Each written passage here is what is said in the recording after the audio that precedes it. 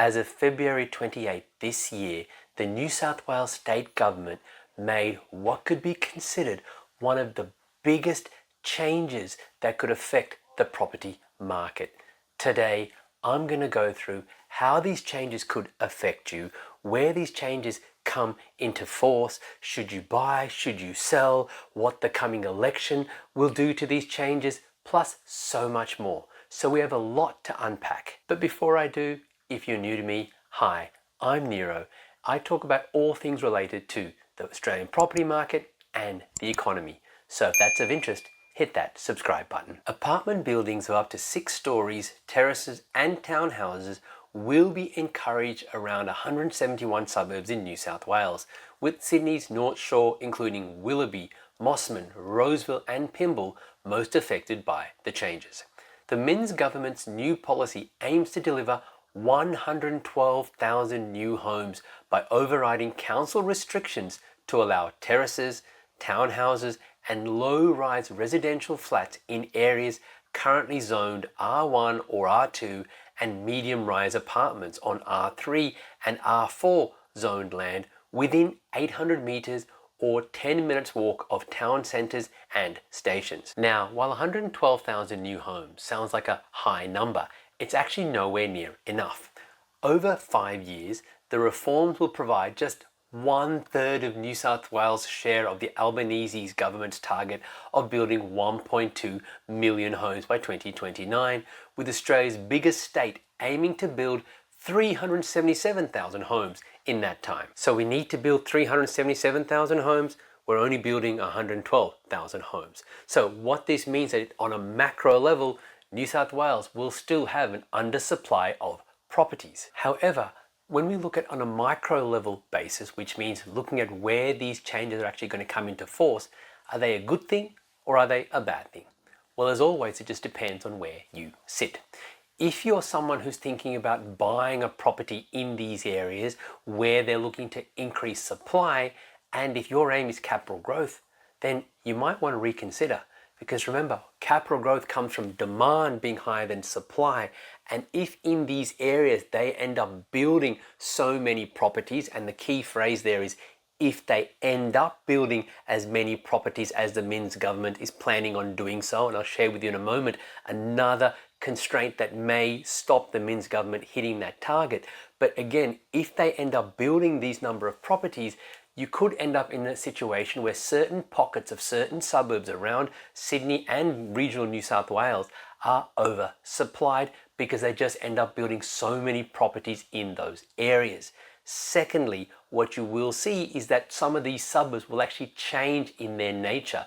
They're going to go from low density properties to having now a lot more high density properties in that area, which will again change the whole dynamic, potentially change the whole feel of the suburb and how much people actually want to spend to live in those areas. So you do need to consider these factors if you're thinking of buying for long-term capital growth. Now, of course, if you're a developer, that changes the game totally, right? You may be able to buy multiples of these properties or even buy just one, and then with the rezoning, put multiple dwellings and sell for a profit.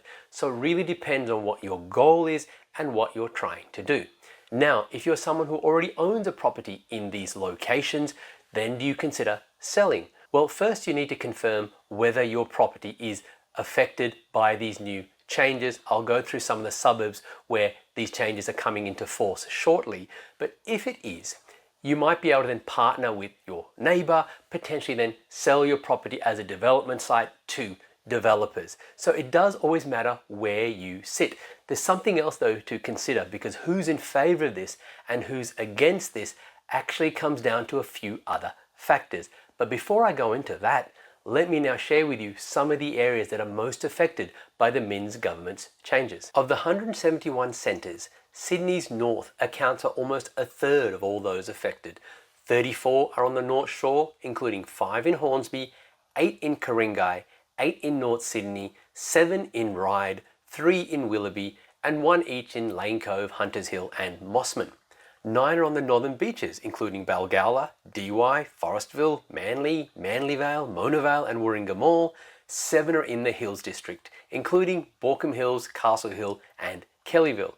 Just 3 are in Sydney's eastern suburbs, Double Bay, Edgecliff and Rose Bay. 7 are in central Sydney, including Surrey Hills and Oxford Street. Interestingly, the Blue Mountains, Hawkesbury and Wallandilly local government areas were excluded from the reforms due to the extent of bushfire and flood hazards. But it's not just areas around Sydney that are affected. Many regional markets are also going to be affected by this. For example, in Newcastle, around Adamstown Station, Hamilton Station, Junction Fair Shopping Centre, these are all areas where the rezoning is going to take place. You've also got places in Shoalhaven down south and Lake Macquarie up north as well. So if you're thinking about buying an investment property in New South Wales, you really need to understand whether these zoning laws affect the area that you're targeting and also how they might affect the area. And if you look at then who might be against these schemes versus who's going to be for them, an interesting divide appears. What we're seeing is that perhaps members of the older generation who are more established, they've already got homes, their homes are heritage listed, or they're in locations where there's heritage homes nearby, they seem to be against these schemes because they are concerned that the MINS planning changes could change the nature of their area, which is something I mentioned earlier on. On the flip side though, we are seeing a lot of younger people being very pro these planning changes. It's going to increase the supply of housing, giving more options for people and potentially allowing people to get into a property more quickly than previously. So now if we look at this though, it does paint an interesting question. You have perhaps, if I was to just generalize, members of the older generation maybe being slightly against these schemes, members of say the younger generation being more pro these schemes and wanting these planning changes to come into force. Now, we have a federal election that's about to happen, and although I'm talking about this on a state level, what I'm about to share will affect state elections going forwards as well. Federal election 2025 will be the first vote where Gen Z and millennials outnumber baby boomers at the ballot box. So why does that matter? Well, if you have a change in the demographic of people who are voting, and we now have a majority of younger people voting in the elections, what they want is actually going to outweigh what, say, the older generation wants. So that's important because these planning schemes that have first been announced by the New South Wales Premier, as I said, I expect other states will release their version of this as well. Well, the younger generations are going to be in favor of it because it helps alleviate, at least to a certain level, the housing crisis. Remember I said New South Wales is looking to build 112,000 new properties, which is great, but they need over 300,000. So they're still well short, but at least it's better than nothing. So I expect you will see that more people are going to be in favor of these schemes versus against. From an investment perspective though, you do need to be careful, as I said earlier on. However, there's one more thing to consider. Housing developers say they can't afford to build in TOD precincts. Developers claim the MINS government's plan to fix the housing crisis is set to fail, with new analysis revealing the construction industry would lose money on the projects. So what this means is that even though there might be all these new rezoning laws and it might be easier from a council perspective, the cost of construction could still be an obstacle that's too high to overcome. Have a look at this example. Here we have a developer or builder quoting what it would cost to rebuild for a particular project. He says the cost of land for say 2,000 square meter block in Homebush will be 11.8 million. You've got all your purchasing costs like stamp duty, etc., nearly $600,000. The interest on land while they're building will be 1.6 million over say 2 years. Then you've got your development costs, construction, marketing, all of that, $33 million. The interest on the development cost for 18 months at 7%, that's $3.4 million. So in total, the cost of the project, according to this particular builder, will be over $50 million, but they're only going to sell and make $44 million. So they would make a loss of over $6 million. Who do you think is going to be willing to take on a project where they're going to lose $6 million?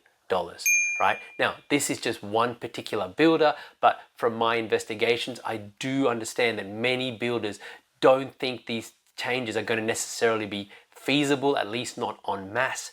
So the interesting thing is that Whether these planning changes will actually lead to meaningful changes and results in terms of addressing the housing crisis, that is yet to be seen. However, from an investor perspective, buying in these areas is something you need to be very, very careful about, because supply and demand metrics may compromise your capital growth going forwards.